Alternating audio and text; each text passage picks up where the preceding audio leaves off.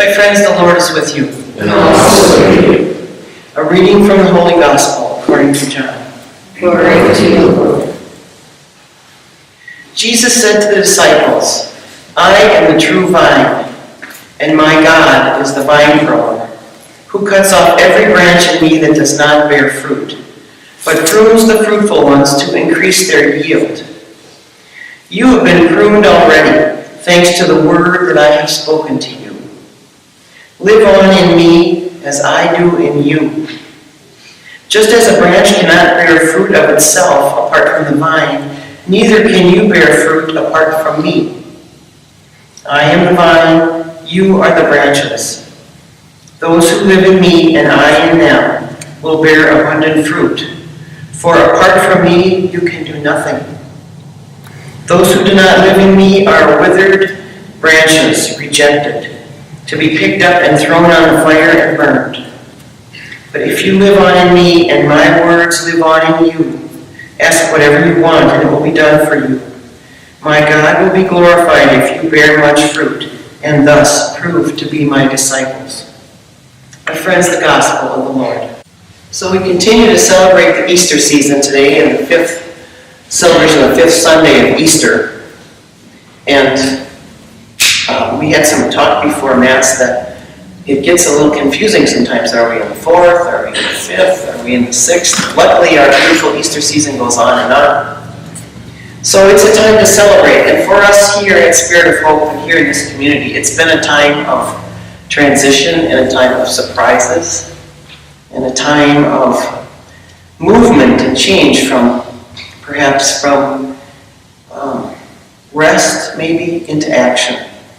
And I'm thinking about a few things, but from the readings today, there's a lot of talk about God's mercy and a lot of talk about praise and living and moving and changing and being in the Spirit and doing things in love. And I can't help but think about 2 weeks ago when Marty and Corinne and I were on retreat. And just because God knows us so well, God chose to let the weather people dump 2 feet of snow on us so that we really had to be on retreat. I said that normally if we were on retreat, we might go run up to the store and get a quart of pop or something, do something. Well, there was no going anywhere. We were snowed in. The snow was coming 2+ inches an hour. And in case we had any question of whether we were to pray and rest and be with the monastery nuns, there was an answer that said you can't do anything else. We couldn't go out the door without getting blown over. So it just seems so hard to believe that 2 weeks ago we had to cancel Mass and the snow was this deep. And now it's glorious.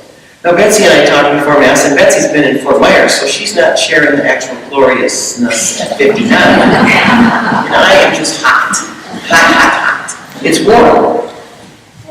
But this week we are moving. We as a people are moving. We're not snowed in anymore. We're not shut up. The 3 priests aren't shut up in the monastery anymore. We're out and about and moving and doing things. We're growing. We're open. We're opening up like flowers and plants, and we are acting. And no longer are we plunked in the snowdrifts, wondering how long, God, how long will we be here? But now, there's all kinds of things going on, and it's exciting.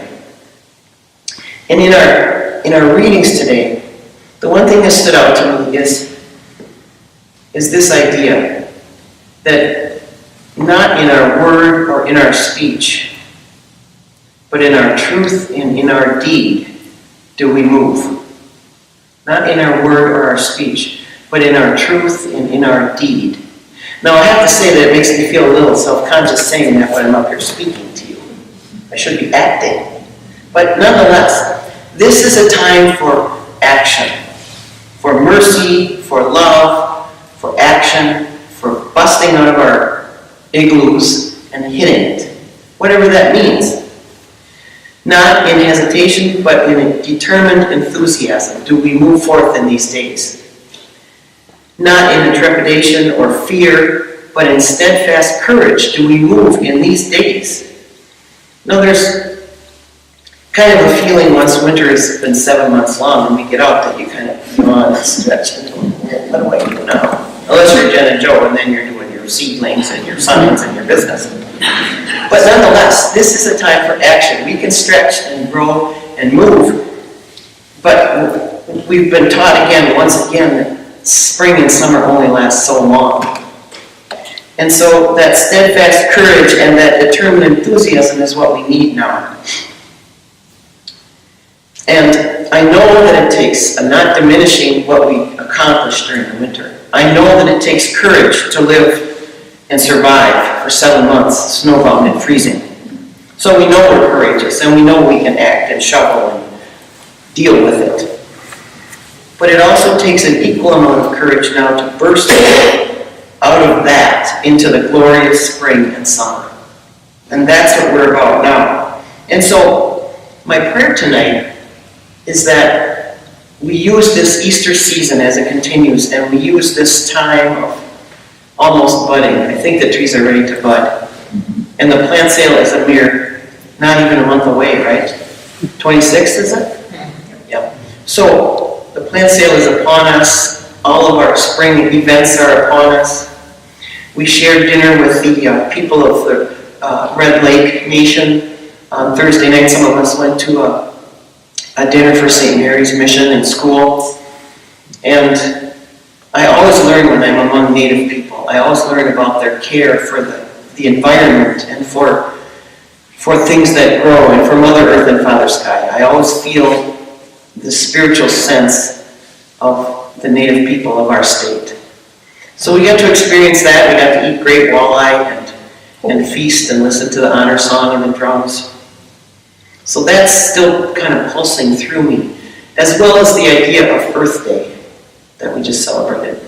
And that's another thing that reminds us that we're in a time of action, in a time of deeds, in a time of love and collecting all the mercy and all the goodness that surrounds us and really hitting it. And so my prayer is that whatever that means for you, whether it's making labels of tomatoes, whether it's watching and planting seedlings, whether it's playing soccer or baseball, or going to a game, or fixing your yard, or just taking a walk, or like me, sitting on your porch. Whatever it means for us to be in that mode, to be in the mode where we move and grow and experience this world around us, whatever that means for us. I pray that we can support one another and encourage one another and be enthusiastic about one another's endeavors as we break out of the ice chamber that we've been living in for the last several months. And so I say, thank God. Thank God for mercy. Thank God for spring. Thank God for deeds. And that is all the speech I have. Amen.